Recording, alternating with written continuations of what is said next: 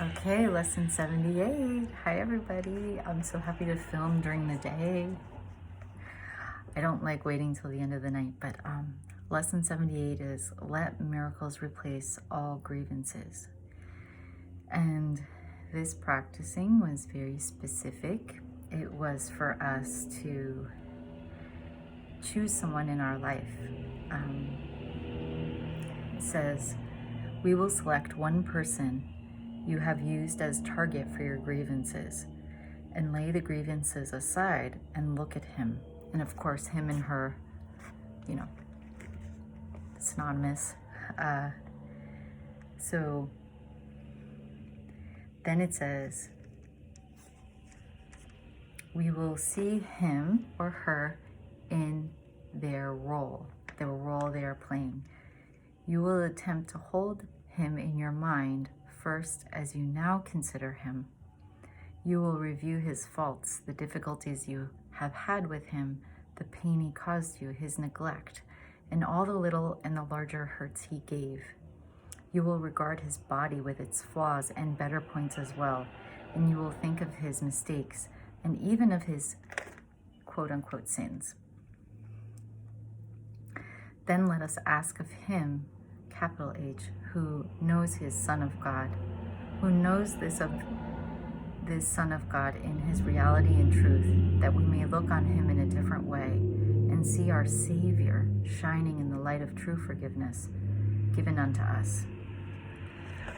Okay, so it's interesting because I first thought of my husband, and then as the description went on, it says choose someone perhaps you fear and even hate, someone you think you love who angered you, someone you call a friend, but whom you see as difficult at times. So then the person shifted, but then when it said, the one to choose, his name has crossed your mind already. And since it was in the masculine him, I went with my husband. He was the first one who came to mind because it's the most helpful for me. And just personally sharing, because I don't think he watches these videos, I have this memory of him when we were first dating in Malawi. This would be 2009. Yeah. And we used to, because I lived about a 3-hour car ride from the capital city where he lived. So whenever I was in the capital city for business or probably distractive pleasure,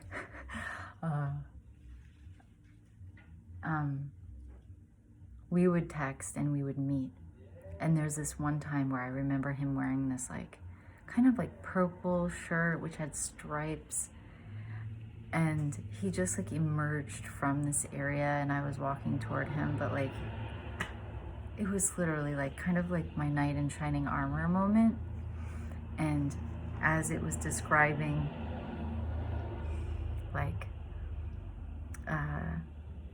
let us see him in a new way, see our Savior shining in the light. It's I do have this image of him. I even have this memory. And it was kind of hard because that was coming to me, even though it's very helpful, because at that time I saw all of his innocence. And that's when I first met him. And now we've experienced different things together over these 11 years. And it's amazing to have that very visceral image of when he was exactly as this described. And of course, we may have been surrounded in a bubble of special relationship, kind of romance and lust and admiration, because we had we were in the honeymoon phase kind of. And I don't judge that at all. It just feels like the beauty of a relationship that's long is that you'd be able to hold that image, the person you fell in love with kind of, but it's really, of course, all in our mind. It just was easy for me to think of him as this shining being. I thought of this, I even remember what I was wearing and what he wore. And so what came to me is how this idea that he loves me so much, that he would go through all these things with me, that he would have a man chair and leave things all around it often so that I could learn a lot about resentment and choosing to do something, because just looking at my motivations, looking at how I fall into traps of resentment, looking at how I want to punish him. And even today, I think I've shared with you, he's been a little bit more conscientious about the coronavirus situation. And then he left the house. He went to leave the house to go somewhere today. And I know it's where he wanted to go. He's been staying in a lot. And I've been kind of faulting him for being in fear. And then what I noticed was when he went to leave, he surprised me that he wanted to go be in public. So I said something like, "You want to go? You want to go to that place and touch all those things?" So it was really interesting. Like, I wasn't conscious, so I just like, and then I knew, I'm like, you know, I know we're one, but I felt in that moment that I was reflecting to him his own fears. And I'm like, holy crap. But just that he would be willing to show up daily and, I don't want to say provoke me, but really help me to notice where I still fall into traps of judgment, resentment, fear of any kind. So it just,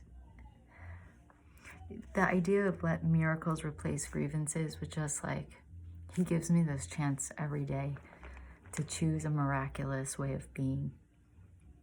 And it's really the biggest gift someone could give. And it